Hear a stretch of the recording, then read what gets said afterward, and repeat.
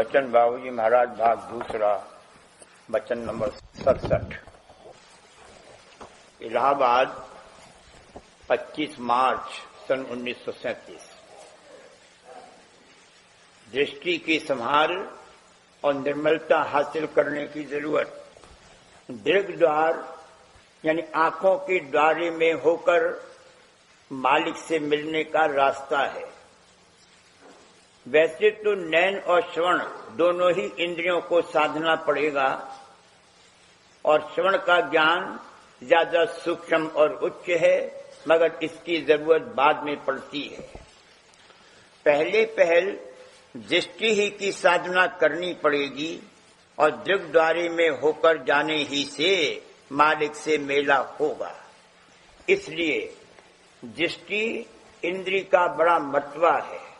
बड़ी होशियारी से इस बात की निगहबानी रखने की जरूरत है कि जिस द्वारे में होकर जाने से मालिक मिलता है वह द्वारा पाक और निर्मल और शीशे की तरह साफ रहे, उसमें किसी तरह की जहां तक हो सके मलिनता न आने पावे। फरमाया भी है कि नैन श्रवण और हृदय तीनों शीश महल सम निर्मल जान। संत मत के सिवाय संसार में जितने और मत हैं, करीब करीब उन सब में कर्म इंद्रियों द्वारा जो स्थूल हैं कार्रवाई होती है। पिछले वक्तों के अभ्यासों में अगर ज्ञान इंद्रियों का इस्तेमाल भी किया गया तो उनके बाहरी और स्थूल अंग द्वारा ही किसी कदर चढ़ाई हुई। महज तपस्या करना या कर्म कांड की विधि से कर्म करना तो बिल्कुल ही स्थूल और बहिर्मुख करनी है, इसकी तो कोई गिनती ही नहीं है।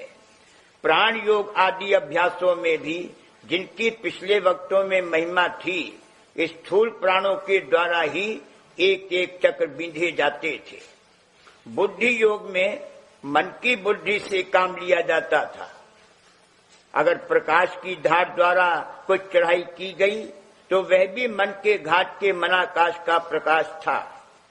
मुद्राओं के साधन में कोई कोई अंग ऐसे थे जिनमें ज्ञान इंद्रियों का भी कुछ इस्तेमाल किया जाता था, लेकिन उसमें भी उनके सिर्फ बाहरी स्थूल अंग की ही साधना की जाती थी। इसके अलावा चक्र बिंधने के अभ्यास सिर्फ उसी समय के ईश्वर कोटि जीव कर सकते थे। अब कलयुग में जबकि जीव ईश्वर कोटि नहीं रहे, वह अभ्यास भी नहीं बन सकते हैं। कहा जाए तो इस समय के लिए ये कर्म वर्जित हैं। अव्वल तो पूर्ण अंग में ज्यों का त्यों कोई उनको कर ही नहीं सकता, और अगर कोई शख्स हट करके करे भी तो कोई चक्र बिंदना तो हो नहीं सकता। नीचे घाट की सिद्धि जाग उठेगी और उसमें बह जावेगा, क्योंकि इन अभ्यासों में मुख्य अंग से चढ़ाई होती है और जिस चक्र पर फतेह पाई उस चक्र की शक्तियां जाग उठती हैं, जिनको इस्तेमाल करने से बजाय फायदे के बहुत नुकसान होता है। ये हो नहीं सकता कि सिद्धि शक्ति हासिल हो और उसका इस्तेमाल न करे, जरूर करेगा। इसलिए सिद्धि शक्ति में बह जाने का बड़ा खौफ है। यही हाल हसदम और दिल पर नाम की जरब लगाने वगैरह का है। ये सब स्थूल कर्म इंद्रियों के अभ्यास हैं। शगल नसीरा में अलबत्ता दृष्टि का साधना किया जाता है। इससे बढ़कर सुल्तानुल अज़गार यानी शब्द मार्ग है। शगल नसीरा तब पूरा होगा जबकि दो तिल एक हो जाएं, यानी दोनों आंखों में से सूरत की धारें खींचकर छठे चक्र या तीसरे तिल पर एक की जाएं। संत मत के अभ्यास में केवल ज्ञान इंद्रियों से और उनमें भी मुख्य करके दृष्टि और श्रवण से काम लिया जाता है। स्थूल कर्म इंद्रियों की सफाई और उनको मोड़ना संयम और जतन में दाखिल है। युक्ति में सिर्फ ज्ञान इंद्रियां, दृष्टि और श्रवण ही का इस्तेमाल किया जाता है। ये ख्याल करना बिल्कुल गलत है कि कुल शरीर के साधने में जो फल मिलता होगा उसके मुकाबले में सिर्फ दो ज्ञान इंद्रियों का साधन का फल कम होगा। संत मत में जो अभ्यास रखे गए हैं उनका उसूल नीचे बयान किया जाता है। चोटी से लेकर पोटी तक यानी नाखूनों की पोटियों तक जितना शरीर का पसारा है, चमड़ी, गोश्त, नसा जाल वगैरह सबकी खबर तीसरे तिल पर जो सूरत बैठी हुई है उसको है, और उसी की शक्ति की धारें तमाम जिस्में फैली हुई हैं और उसी से सब काम हो रहा है। तीसरे तिल पर जो शक्ति है उसकी धार मेरुदंड में होकर नीचे उतरी है और तमाम शरीर में फैली है, उसी से 6 चक्र रवा है। उसी तरह तीसरे तिल से 2 धारें दोनों आंखों में आई हैं। जैसे मेरुदंड वाली धार सारे शरीर में फैली है, वैसे ही ये 2 धारें दोनों आंखों में आकर फैली। संत मत में पहले पहल यही साधन कराया जाता है कि ये दोनों धारें सिमटकर तीसरे तिल पर एक हो। इस अभ्यास में सिमटाव गौण अंग में होता है, इसलिए इसमें सिद्धि शक्ति हासिल होने और उसके इस्तेमाल करने का खौफ नहीं है, जो कि प्राणायाम योग में एक एक चक्र बीनने की कार्रवाई में होता है। गौण अंग में सिमटाव और तरक्की होते होते जब अभ्यास पूरा हो जाता है तब तीसरा तिल खुल जाता है। इस तौर से दृष्टि के साधन और प्राणायाम योग के अभ्यास का, जिसमें जूझ कर श्वास और भास खिंचता है, इस मानी में और इतने दर्जे तक एक ही फल है, मगर प्राणायाम योग बहुत कठिन है। बहुत काल के बाद इसमें कामयाबी होती थी और इस समय में तो वह बन ही नहीं सकता, और उसके करने में जो खौफ और नुकसान है उसका बयान ऊपर किया जा चुका है। बरक्सिस के संतों का अभ्यास सहज है और उससे जल्द कामयाबी हासिल होती है और किसी किस्म का खौफ नहीं है।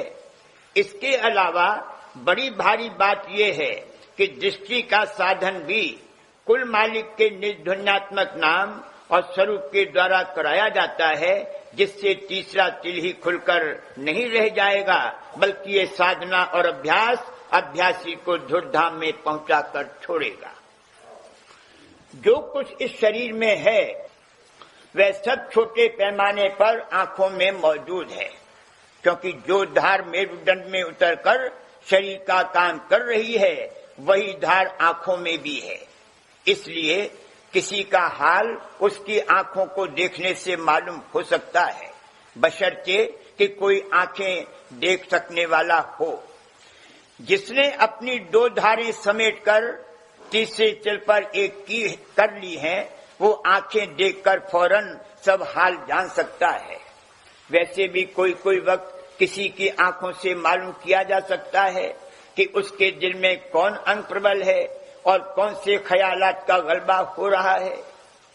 जब कोई कामातुर या क्रोधातुर या लोभातुर या मोहातुर होता है तो उसकी आंखों से उसका पता चल जाता है।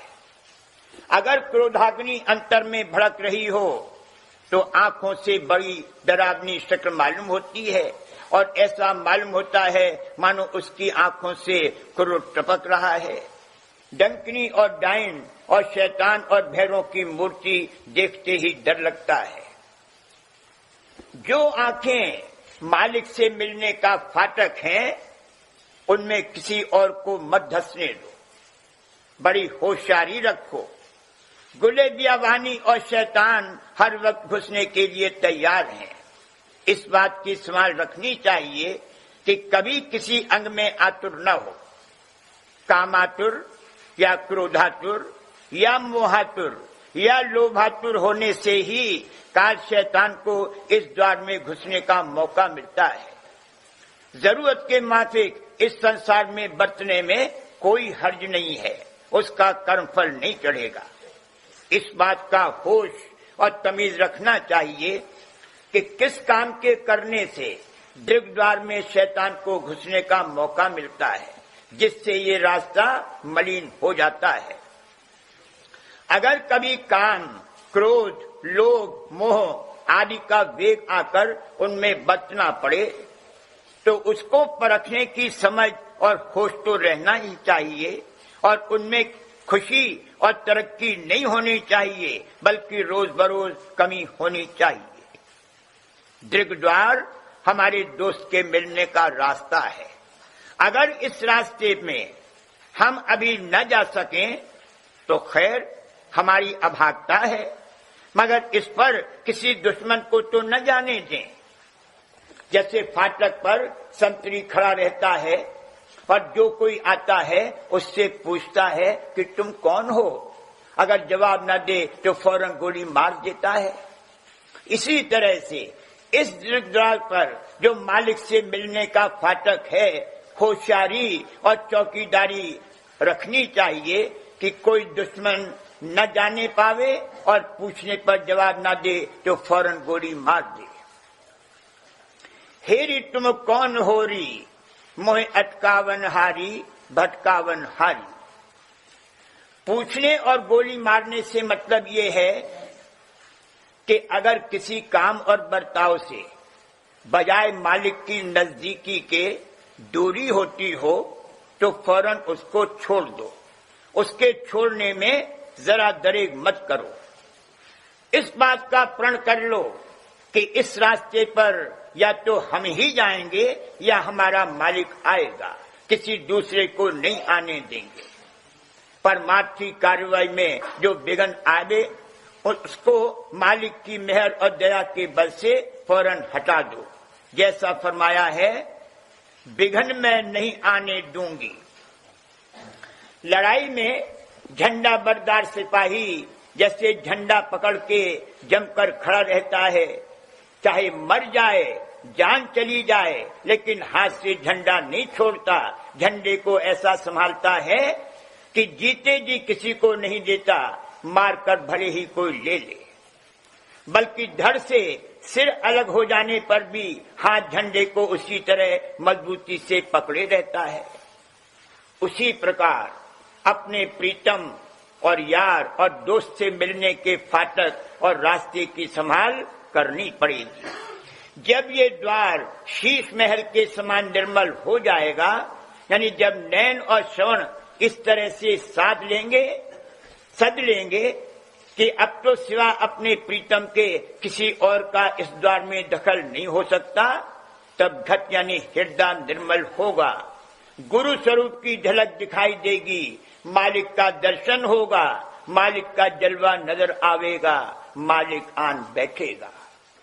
दिल का हुजरा साफ कर जाना के आने के लिए, ध्यान गैरों का उठा उसके बिठाने के लिए।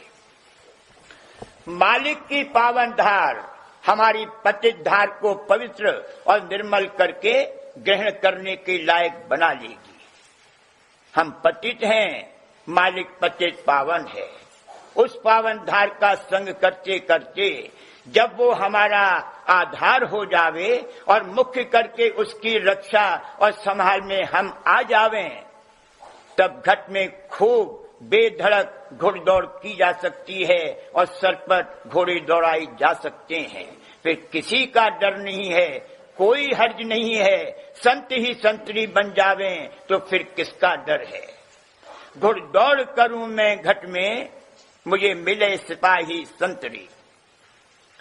क्योंकि मालिक के पास जाने का रास्ता और मालिक के हमारे घट में आने और विराजमान होने का रास्ता दीर्घद्वार यानी आंखें हैं। इसलिए दृष्टि से दृष्टि मिलाकर आरती की विधि रखी गई है। अगर भाग से संत विराजमान हो और मौका मिले तो उनकी दृष्टि से दृष्टि मिलाकर उनकी पावन धार के अमृत रूपी असर को अपने हृदय में लेना चाहिए। वो धार हमको ऊपर खींच लेगी। गहरे भक्त और प्रेमी इस कदर खिंचे रहते हैं कि उनको अपने शरीर की और संसार की भी सुध-बुध नहीं रहती। बस अपने प्रीतम के दर्शनों के आनंद में सरसार रहते हैं, मानो उस अमृत रूपी दृष्टि में नहाए चले जाते हो। जैसे प्यासा पानी पिए चला जाता है और सुखी होता जाता है, उसी प्रकार प्यासे होकर अत्यंत भाव और प्रेम के साथ दृष्टि का आनंद लेना चाहिए। अगर बाहर में संत सद्गुरु न विराजमान हो या मौका न मिले तो आरती का ये फल नहीं मिल सकता। उस हालत में अंतर में तीसरे तिल के मुकाम पर चित्त जोड़कर ये कार्रवाई करनी चाहिए।